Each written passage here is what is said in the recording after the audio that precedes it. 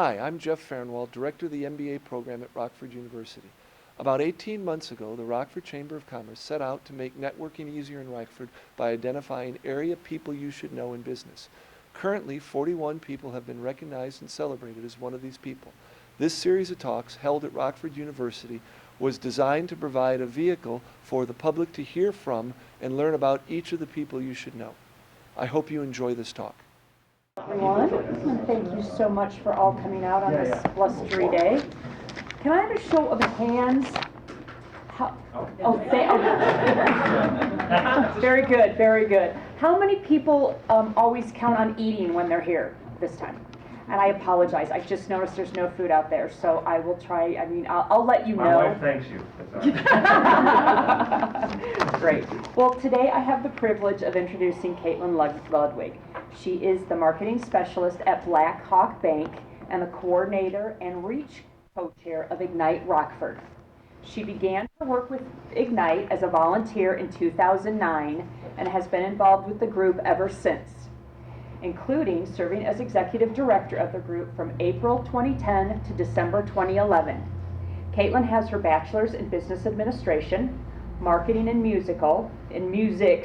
vocal performance from Illinois Wesleyan University, and she completed her Master of Arts in Organizational Leadership with an emphasis in training and development from Lewis University in December of 2014. Caitlin is also one of December 14th's People You Should Know. Caitlin has a passion for connecting young professionals and a love for Rockford. She makes a mean chocolate chip cookie and will gladly share the recipe. I think you should have brought it today. It's my pleasure of introducing Caitlin.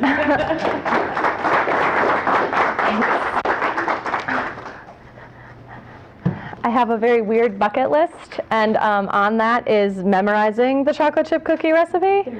So I feel I've accomplished that. You can test me if you like. But, okay, so my name is Caitlin Ludwig, as Michelle said. I'm marketing specialist at Blackhawk Bank, and I am the coordinator and reach co-chair of Ignite. So what that means is that I run the administrative part of Ignite. So if you ever get an email from us or a newsletter, I wrote that. I update our Facebook and all of that good stuff, kind of keep us humming along. And then I am a volunteer. So anything social, Ignite Cup, woohoo. I have some members here from that. That part is all of the volunteer part, so I kind of wear two hats with Ignite. But I thought a lot about what I wanted to say today. A lot about what I wanted to say today. And actually, I was supposed to speak in January, and I wasn't thinking and scheduled it 2 days after a huge work event, so I moved it to now. So I picked my topic back in December. So when I came back to it, I thought, I wonder what I meant by that. So bear with me. But when I tried, my process for presentations is usually think, write really fast. And this time it was think, write, erase. Think, write, erase, think, write, erase, over and over again. So what I decided is what I have to say really comes more from my heart, and you can't script that. So stick with me. But what I really was going for was, as a millennial, I feel like there's a talk on millennials every week if you wanted to attend one, if not every month. And what I noticed is a lot of them are about the statistics behind millennials. I've been told multiple times that I'm very obsessed with flip-flops.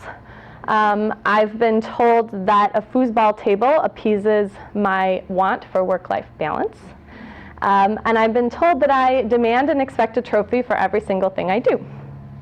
So I noticed none of you have trophies for me today, and I anticipated that, so I have a sticker chart in my car. That's what I got for that. But the point is, I feel like people talk on millennials a lot, but they really talk on the statistics of millennials, and they really do a lot of generalization. And I thought I don't frequently fit into those boxes that they create, and neither do my friends. We all have our moments, and I do have some trophies, but I feel they were deserved. And my parents didn't line my living room or their living room with them. So what I really wanted to talk about is what it means to be a millennial right here and right now. And so that is where war stories from my 20s came from. And when I thought about it, I thought there are a lot of milestones that supposedly you hit in your 20s. I missed most of those. So all the places I didn't go seemed quite appropriate. So my hope today is that you walk away knowing a little bit more about the personal side of being a millennial. So hopefully we accomplish that goal. I am currently 29, which is a really intimidating year because it's the year that everyone claims to be for like the rest of their lives, which tells me, yeah. And so when I turned 29, I was like, no, really, I'm 29, and people believe me. But it also means that the big 3-0 is coming up quite quickly. I turned 30 in December 7th, mark it down. And so a lot of my friends have hit this milestone in the past few years, or it's coming up. Some of them have done so with extreme grace. Others have fumbled through a little bit more. Considering I barely can walk through a room without stumbling, I'm a little nervous. But what I found was so interesting is that there was a lot of expectations for my 20s. And as I'm rounding out my 20s, I'm looking back and realizing that those expectations that were set kind of messed us all up. Most of them don't come true. We have a very, very weird idea, and we tell a very weird story about what life in your 20s is going to be. Everyone always tells me, your 20s are your very best years. You should travel and you should, do all these things because you have all this disposable income and no, children or anything. I don't have any children, but I found that the story they were telling me didn't quite match up with my actual life. And that creates an imbalance. Whenever you have an expectation for something and your reality doesn't meet it, even if your reality is okay, it's pretty depressing because you thought it was supposed to be this and suddenly it's this. So I thought, let's talk about that, because when I chat with my girlfriends and coworkers and Ignite members and just random people in elevators, I'm not the only person that's had this experience. But for some reason, we're not talking about it. So I decided to talk about it. So hopefully you get a better understanding through my life of what it means right now to be in your 20s.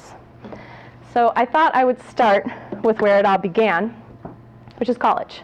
It's where most of us in my generation turned 20. My generation, millennials, are the largest generation, actually. We've surpassed baby boomers. Sorry about that. And we are actually the most educated generation. So most of us will go to college, and most of us will graduate. There are actual statistics, but I tried to avoid those throughout this because I wanted it to be more my story. So most of us were sitting on the quad, soaking in the sun, and chatting about what we were going to do to change the world while drinking vanilla lattes. And we thought that we really had the whole world open to us. We'd been told that from day one, that we could be anything we wanted to be, which is true within reason.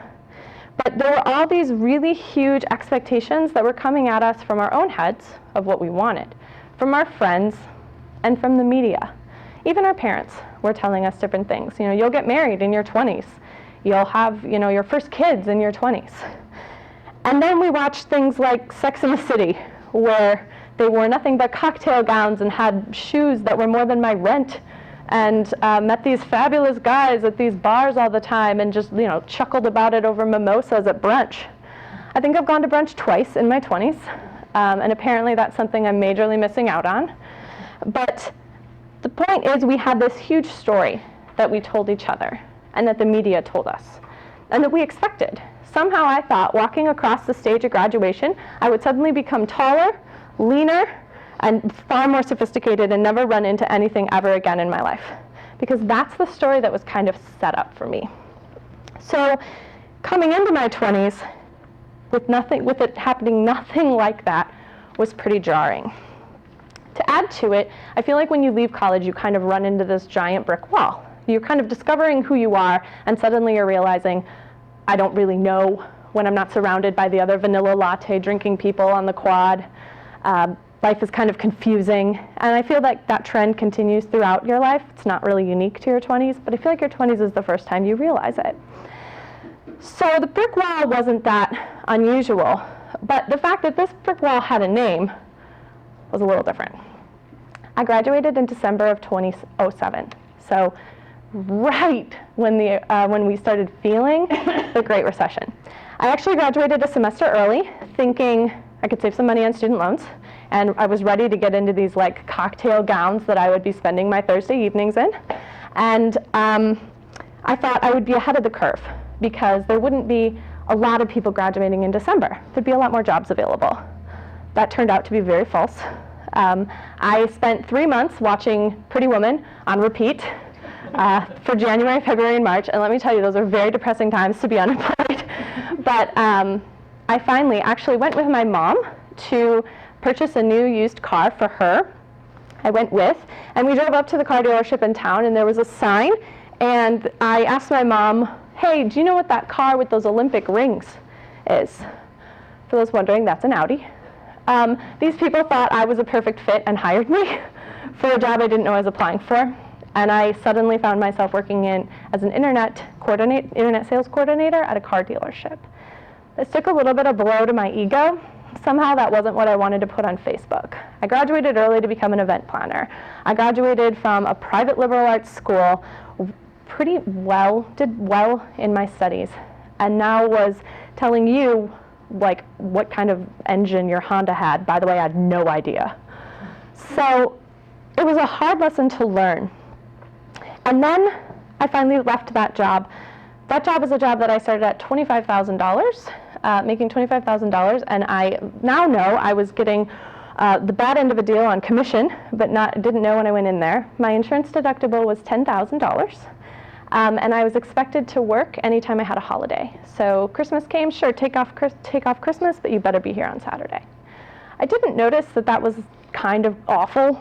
I just assumed that everyone had an awful experience. I learned it wasn't. But when you start at a position like that, the problem is that sets the tone for the rest of your career. Because when you fill out job applications, employers always want to know, what did you make at your last job? And there's only so many creative ways you can say that. So when you write down 25,000, what's the next thing they're going to offer you? Probably 26. So you've set yourself out at a pretty low bar. So this happened to a lot of my friends, which has been an interesting turn of events. So we're probably not as far along as as maybe those that are older than us would be where we are at comparatively. But we had jobs, which we were super happy about because plenty of my friends didn't. So I left that job to go into a job in my field where I was paid $20,000. And that was the wrong way to go, but it was a job in my field, which was wonderful. At this job, I was expected to put things on my credit card that the company wanted me to buy, office supplies for events that we were doing. And when I said, it's getting a little difficult to buy groceries because you haven't paid me back for the money that I spent on my card and I'm paying interest on that, I got a 45-minute lecture about how I was lucky to have a job at all and how dare I ask for the money back. Knowing what I know now, I would have walked out, but I didn't at 22. So we learned a lot. But it was held over our heads. You're lucky you have a job. You'll take the $20,000 and you'll buy all our stuff and we'll pay you back whenever we feel like it. Needless to say, I don't donate to that nonprofit anymore.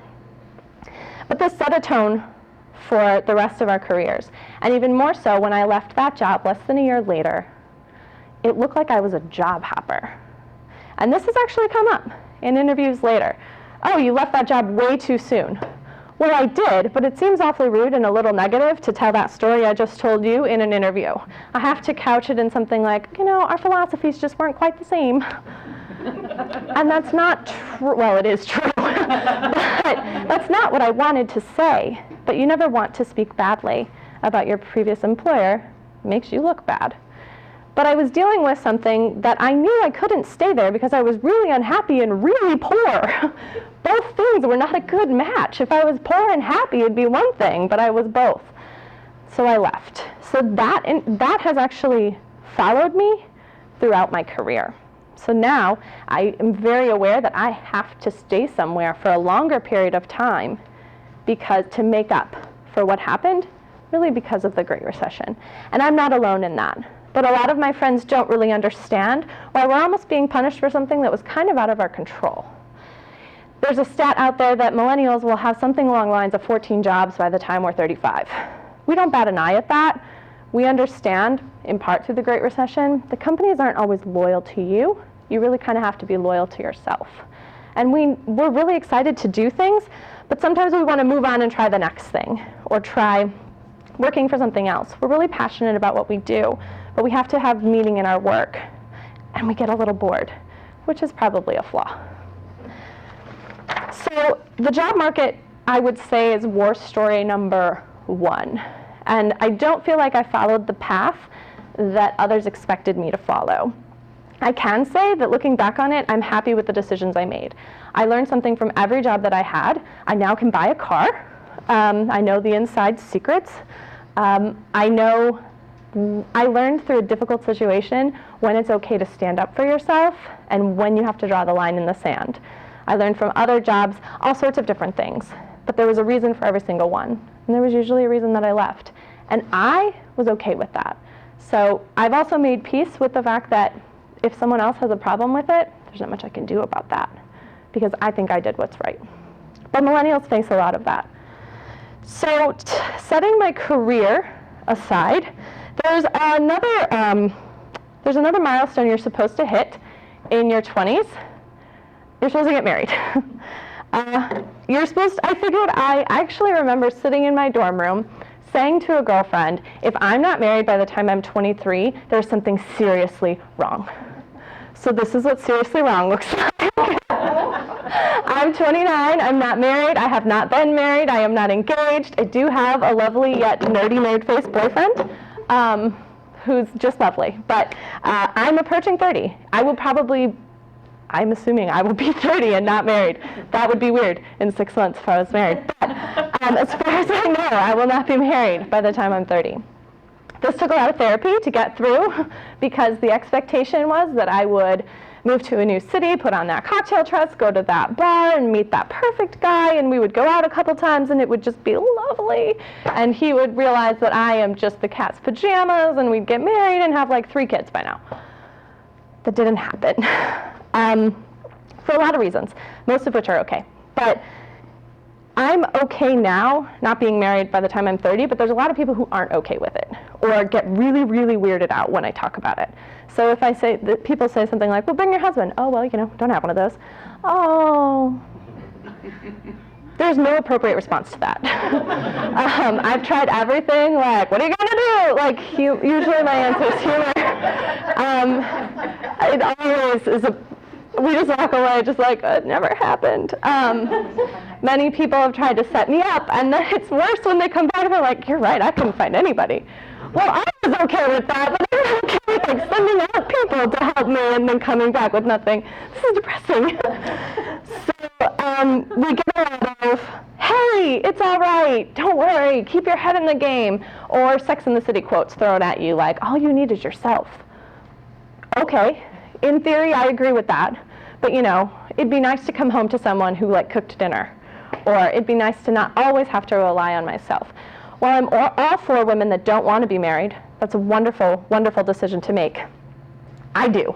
So it was hard to hear all of that, especially when society is throwing out there that the women's movement, I shouldn't want to be married. I should be well enough off on my own.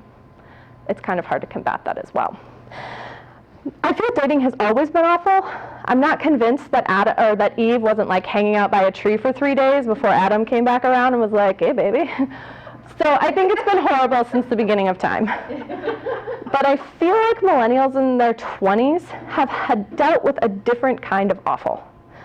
So I think it's always hard to put yourself out there and say, hey, do you like me? And then wait for that response. So being vulnerable in itself is difficult. But today, our dating has a lot to do with technology. And these are traps and pitfalls that nobody else has really had to deal with yet. And so there aren't a lot of like how-to guides when it comes to navigating the world of online dating. So I can safely say that I have dabbled in the world of online dating. I filled out dating profiles, I wrote them down on OkCupid, Plenty of Fish, Match.com, Christian Mingle, and eHarmony. And on some sites, I've been an active, paying member more than once.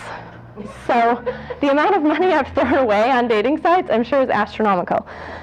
But I had interesting experiences on all of them. What I can say is I had a couple, one dates, and both of us were kind of like, that's okay, which is normal. I've had a couple people that maybe went on a string of dates for a month or so, and that kind of trickled out, and that's fine. And then there were the people that I formed a relationship with, usually about 6 months. We were in committed, monogamous relationships, but then something interesting continued to happen, and happened to a lot of my girlfriends. you'd get a call from another girlfriend who was also on online dating. Because the one good thing is there is no stigma about being an online dater anymore. It's perfectly fine. Go for it. You never have to like creatively come up with this new story about how you met. We met on Match.com. Oh, cool. Okay. So another girlfriend would be on, and she'd call you or call me and be like, "Hey, aren't you dating so and so?" "Oh yeah, he just winked at me online." For those that don't know what that is, it's when a member is kind of like, "I'm interested in you," and they send a wink, and it's super cheesy. When you're like, "I thought we were in a committed relationship." "Oh, yeah, well, about that. I mean, I am, but I want to see what else is out there." Great. It's hard to come back from that. I actually had a guy who I'd been dating for a month or two, and he's since moved away, but I said, "Hey, can we make this exclusive?" Because you have to say that nowadays. And that whole language is also interesting. I can't tell you what a date is. I can't tell you what hanging out is. I have no idea. Courting no longer exists. I pay for my own coffee. It's hard to know. But I said, "Can we make this exclusive?" And he looked at me and he was like, "How about you just date me?" This came in waves, by the way. Like, "How about you just date me? And I'll date a lot of other people. And then think how great you'll feel in the end if I pick you." Somehow I'd signed up for The Bachelor. And this guy is nothing special. And I just kind of walked away from that because they don't train you on what to say. Like that's where your feminist should have been like, "No, this is not." I was like, I'm gonna go and I'll call a girlfriend and find out if this was weird. It was weird. Needless to say, we didn't date much after that. But I'm not that surprised by that conversation. In part because online dating is set up to be that way, and in part because the show The Bachelor is a real thing. So media is constantly telling you, and those girls are like living the expectation of my 20s that I had. They're in the cocktail dresses. They're like holding on to Cosmos and all fighting for one guy. And somehow we've all bought into this. So the media is supporting this idea, which is a problem. And then it got worse, which I thought was weird. But I never went down this road, but I know plenty who did. It got to the point, we've now invented this thing in dating where you just look at someone's picture, and with this motion, you can deny and reject them. That's it. My value is now all in a swipe of a finger. This app is called Tinder, and it somehow took out the little work that was in online dating and made it even easier to reject us. So suddenly we feel like there's just people everywhere, and at some point you realize there's not. And suddenly we feel like we can always do better than the one we have, until suddenly we realize, hey, maybe I shouldn't have let that one go. We can't seem to say enough is enough. And then there's this. Once you do finally get someone to say enough is enough and like asks you to marry them, and you go through with that, you have to apparently have like a $150,000 wedding because that's what all your friends are doing, and that's what Pinterest tells you you should be doing. And somehow we've worked up this idea that your wedding day is the most important day in your entire life, and you've like been born for this day. And then we are faced with the idea, well, really the reality, that the divorce rates are 50%. I literally can flip a coin and have the same outcome as getting married. That's a problem. So we're all going into this with trepidation, which is not a bad thing. We're getting married as a generation later, which I think is a good thing, because some of us, I think, are putting more thought into it, and we have more options, and we can sustain ourselves for longer, which is great. But when you add this to online dating, it's really, really, really difficult. So I jumped around a bunch. So I keep thinking that when I tell people I'm not married, that should be the end of the story. Like, oh, you're not married. Tell me about what you had for dinner last night or whatnot. But it never, ever, ever is. People want to fix the problem. which I sort of appreciate. But it's a milestone I haven't hit. And that's weird. That makes people kind of pause. So what I'd like to say about that really is it's not that weird. But we tell the story that you'll be married by 26, and if you're not, you're weird or inadequate or doing it wrong, or you're being too picky. These are all things I've heard. Instead, we need to reframe the story and tell people you'll get married when it's right. It might be in your 20s, it might be in your 30s, it might be never, it might be in your 40s. It doesn't really matter. And your wedding doesn't have to be $150,000. Because I don't know how you pay for that. But somehow, apparently, we do. And so what's interesting that comes with both the first two war stories, the job, the professional life, and the dating life, is that everything we do is online. This is a greeting card that I want in like 1,000 copies. It's something I don't do well at all. I compare myself to people on the internet constantly, and so does the rest of my generation. Don't get me wrong, technology has a lot of really, really great points, and it's made our lives a lot easier. But it comes at a price. So we're inundated constantly with people showing only their highlight reels. And we all know that. We know people are only showing their highlight reels. They're only talking about the best parts of their life. But it's still hard, especially when you feel like you're not living the story that everybody told you should live. You feel like you're not you already got these internal feelings of like, man, this is hard. Man, I don't know what I seem to be doing wrong. And then you see every person in your grade like with the perfect proposal story, or these fabulous wedding photos, or the picture of their brand new kid, or the stories about their job where they just got this $100,000 promotion. It's insane. No one seems to talk about the fact that, but maybe they're fighting with their husband constantly, or maybe they're really battling with depression on their own, or maybe the job that they got the $100,000 promotion for also comes with 80 hours a week and they haven't seen their significant other, let alone like a kitchen that they could make a home-cooked meal in like 3 months. But we don't talk about that part. So I decided during my mid-20s, a lot happened.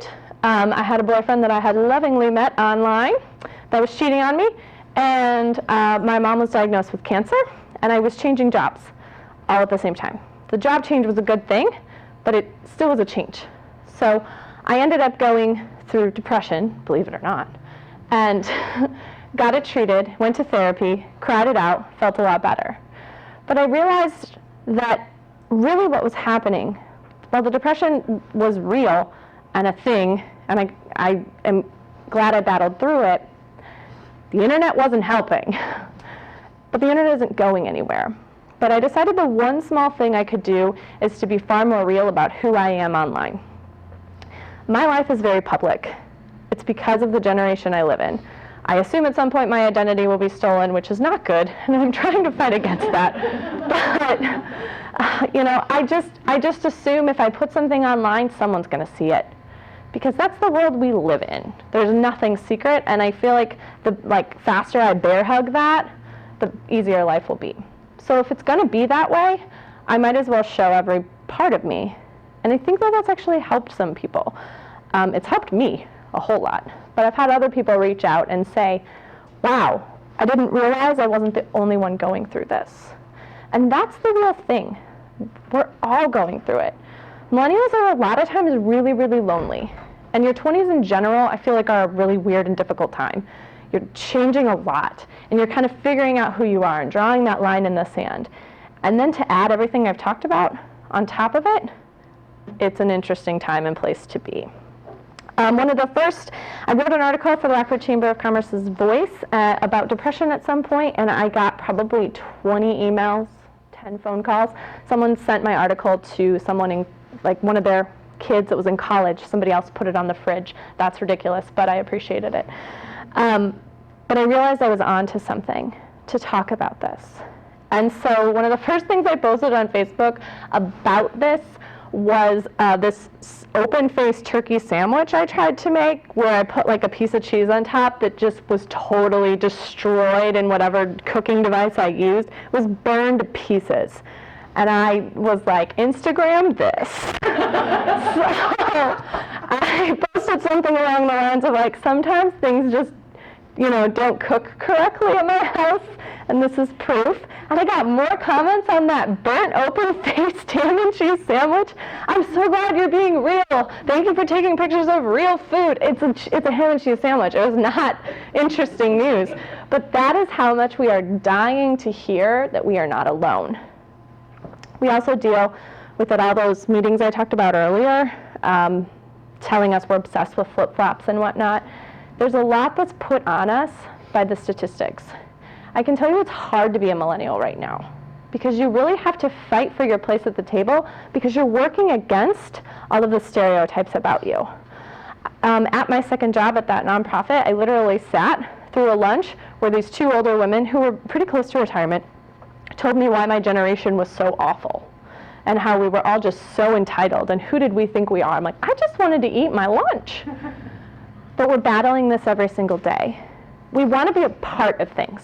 We want to be a part of communities. We are hardworking, most of us are hardworking people, and we're really passionate about what we do. But we have to be given the chance, and we have to be treated like individuals and people, not as a generation with a stereotype. So that is what I prepared. And I think that does my December self justice when I thought of the title. I'll never know. But I think I take questions.